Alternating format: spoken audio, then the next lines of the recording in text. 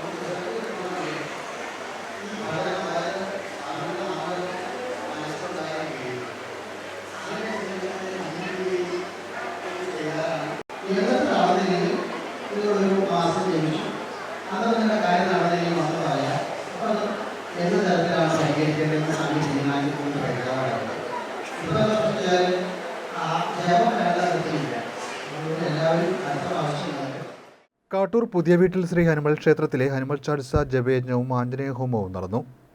ഹനുമാന്റെ ഏറ്റവും പ്രിയപ്പെട്ട ഗ്രന്ഥമായ ഹനുമൽ ചാലിസ ജപയജ്ഞവും ആഞ്ജനേയ ഹോമവും മാസത്തിലെ ആദ്യ ബുധനാഴ്ചയാണ് ക്ഷേത്രത്തിൽ നടക്കുന്നത്. ഹനുമൽ ചാലിസ ജപയജ്ഞത്തോടൊപ്പം തന്നെ ഏറെ പ്രാധാന്യമർഹിക്കുന്നതും ഉദ്ദിഷ്ടകാര്യ ശുദ്ധിക്ക് വേണ്ടി നടത്തുന്ന ഹോമമാണ് ആഞ്ജനേയ ഹോമം. Regional labour officer Suresh Kumar Hanuman Chalisa ജപയജ്ഞത്തിന് ഭദ്രദീപം തെളിയിച്ചു.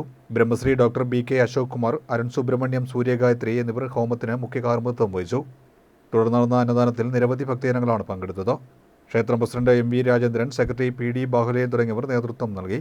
നൂറുകണക്കിന് ഭക്തരാണ് ചടങ്ങിൽ പങ്കെടുത്തത്.